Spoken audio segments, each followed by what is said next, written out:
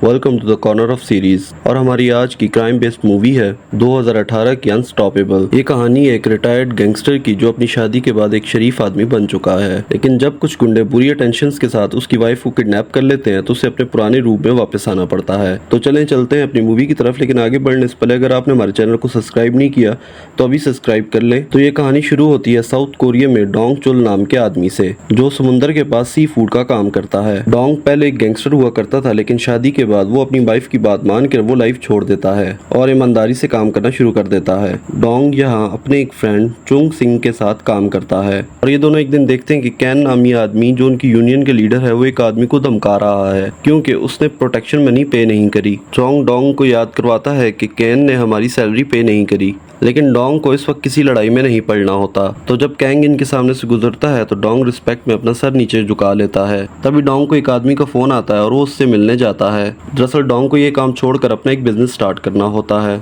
जिसके लिए उसने कई बिजनेसेस में अपने पैसे इन्वेस्ट किए होते हैं। और ऐसे ही डोंग ने क्रैब के बिजनेस में भी इन्वेस्ट किया होता है, क्योंकि सी फूड के बिजनेस में क्रैब्स फिश के मुकाबले में महंगे बिकते हैं। और डोंग का सप्लायर उसे कोई मामूली क्रैब नहीं बल्कि किंग क्रैब का एक सैंपल दिखाता है और क्रैब का साइज और क्वालिटी देखने के बाद डोंग इसे एक बड़ा ऑर्डर देता है और इसके साथ ही डोंग उसे 1 लाख का चेक भी देता है, जो पैसे उसने बैंक से लोन लिए थे। नेक्स्ट सीन में हमें डोंग की वाइफ जीसो दिखाई जाती है, जो इनकी तरह ही मेहनती है, जो घर चलाने के लिए एक ओल्ड एज होम और एक रेस्टोरेंट में डबल शिफ्ट करती है। अपनी शिफ्ट खत्म करने के बाद डोंग जीसू को घर ले जाने के लिए पिक करता है और रास्ते में वो उसे डरते हुए पूछता है कि क्या उसे किंग क्रैब के बिजनेस में इन्वेस्ट करना चाहिए, जो सुन के वो उसके कान पकड़ लेती है और उससे लड़ने लगती है, क्योंकि डोंग पहले ही ऐसे बिजनेसेस में इन्वेस्ट करके लॉस खा चुका था क्योंकि उसके साथ स्कैम्स हो गए थे और वो इसे इस बिजनेस के लिए मना कर देती है। उसी शहर में हम कीटाई नाम के गैंगस्टर को देखते हैं जो कि लोगों को लोन दिया करता था। वो अपने आदमियों के साथ एक घर पे जाता है। घर का ताला तोड़ने के बाद उसके आदमी एक आदमी को बुरी तरह से मारने लगते हैं क्योंकि वो अपना उधार लिया वो पैसा वापस नहीं कर पा रहा था। कीटा एक पत्थर से उसका सर तोड़ने लगा था, लेकिन उसकी जवान बेटी वहाँ आ जाती है और वो उसे देखकर बहुत खुश होता है क्योंकि उसे जवान लड़कियां बहुत पसंद होती हैं और वो उस आदमी के कर्जे के बदले उसकी बेटी को उठा के ले जाता है। जब ये लोग उस लड़की को जबरदस्ती अपनी कार में लेके जा रहे होते हैं, उसी रास्ते से डोंग और उसकी वाइफ भी आ रहे होते हैं और एक ट्रैफिक सिग्नल पर कीटाई की कार डोंग की कार को टक्कर मार देती है। डोंग कार से बाहर निकलकर अपनी कार का डैमेज चेक करता है। वो कीटाई के ड्राइवर डू सिक को इंश्योरेंस कंपनी वालों को कॉल करने के लिए कहता है ताकि डैमेज रिपेयर हो सके, लेकिन कार की बैक सीट पर कीटाई ने लड़की को पकड़ कर रखा होता है, इसलिए डू सिक उसे कुछ पैसे देकर वहाँ से निकलने लगता है। डोंग की वाइफ जब ये देखती है कि उस कार के ड्राइवर ने डोंग पर पैसे फेंके हैं तो वो अपनी कार से बाहर आती है और डोंग को पुलिस को कॉल करने के लिए कहती है। अब कीटाई की नजर पहली बार जीसू पर पड़ती है और इस पागल आदमी को वो भी बहुत पसंद आ जाती है, इसलिए वो कार से बाहर आता है और अपने ही ड्राइवर डू सिक को पीटने लगता है और जीसू से अपने ड्राइवर के लिए माफी मांगता है। ये देखकर डोंग और जीसू वहाँ से चले जाते हैं। अगले दिन डोंग कैंग के ऑफिस जाता है और उससे अपनी रुकी हुई सैलरी मांगता है और कैंग उसे एक छोटा अमाउंट देकर वहाँ से जाने को कहता है, जिसे देखकर डोंग को बहुत ज्यादा गुस्सा आता है, बट वो खुद को कंट्रोल कर लेता है। उसके बाद वो जॉन से मिलता है, जहाँ उन्हें पता चलता है कि उनकी किंग क्रैब का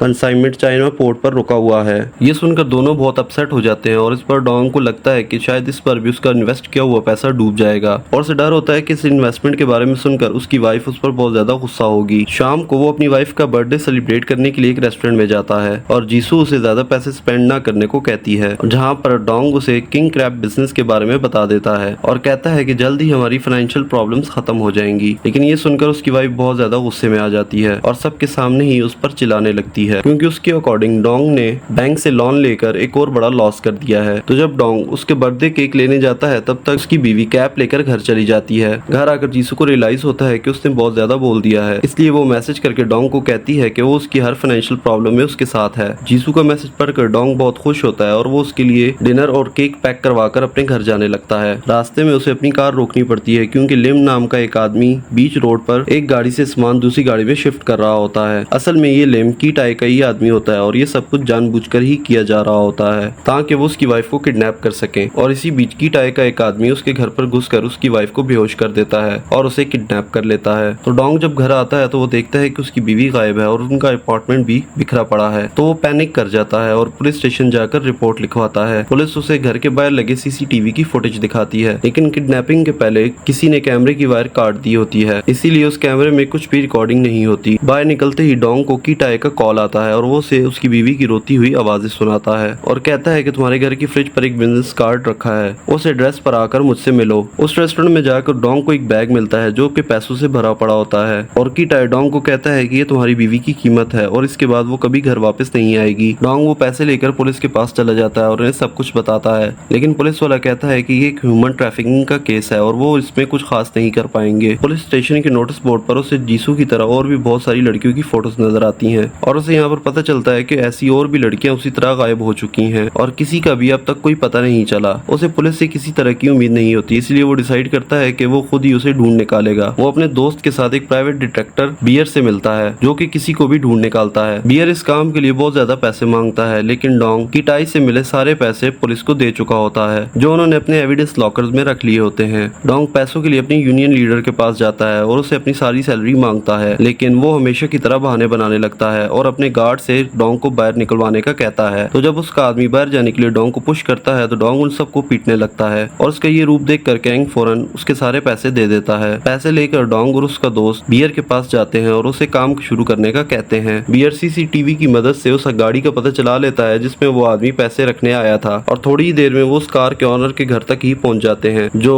अल्कोहल और गैम्बलिंग का बहुत बड़ा एडिक्ट होता है और वो आदमी उनको एक एड्रेस देता है जहाँ पर उसने जुआ खेलने के लिए अपनी गाड़ी बेची थी। तो ये लोग उसी अंडरग्राउंड गैम्बलिंग एरिया में जाते हैं और वहाँ एक लेडी डॉन से मिलते हैं, लेकिन वो लेडी ने अपने कस्टमर्स की कोई डिटेल नहीं देती और अपने आदमियों को बुलवा कर इन पर अटैक करवा देती है। तो डोंग भी अपने पुराने वर्जन में वापस आ जाता है और उसके सभी आदमियों को बुरी तरह तोड़ने लगता है, जो देखकर वो लेडी भागने लगती है, लेकिन उसका दोस्त उसका रास्ता रोक लेता है। तो फाइनली वो औरत उन्हें एक नाइट क्लब का कार्ड देती है और कहती है कि इस नंबर प्लेट की गाड़ी इसी क्लब में यूज होती है। तो वो कार्ड लेकर डोंग उस क्लब में जाता है। वहाँ जाकर उसे पता चलता है कि ये कार्ड पुराना है और नाइट क्लब के नए ओनर के पास ऐसी कोई कार नहीं है। क्लब से बाहर आते ही उसे एक वैन दिखाई देती है जिसमें से कई लड़कियां बाहर आ रही होती हैं और उस कार का ड्राइवर वही लिम नाम का आदमी होता है जो उस रात उसका रास्ता रोक के खड़ा था। डोंग उसे देखकर समझ जाता है कि ये आदमी जरूर कुछ जानता होगा और वो उसके पास जाकर उससे बात करने की कोशिश करता है, लेकिन लिम अपनी गाड़ी भगा लेता है और डोंग उसे पकड़ नहीं पाता। तभी उसे पुलिस स्टेशन से कॉल आता है और वो उसे कहते हैं कि उन्हें आज जीसू जैसी एक बॉडी मिली है और वो पहचान करने के लिए पुलिस स्टेशन आए। वो फोटो देखते हुए जीसू काफी नर्वस होता है, लेकिन वो बॉडी जीसू की नहीं होती और अगले दिन बियर इन्वेस्टिगेट करके डोंग को एक शॉकिंग न्यूज देता है और उसे कहता है कि मरने वाली ये औरत पिछले 2 साल से मिसिंग थी और ये कोमा की हालत में एक हॉस्पिटल के बेड पर पड़ी थी और उसके हस्बैंड ने पुलिस को एक दफा खुद आकर बताया था कि उसके गायब होने के लिए वो खुद जिम्मेदार था।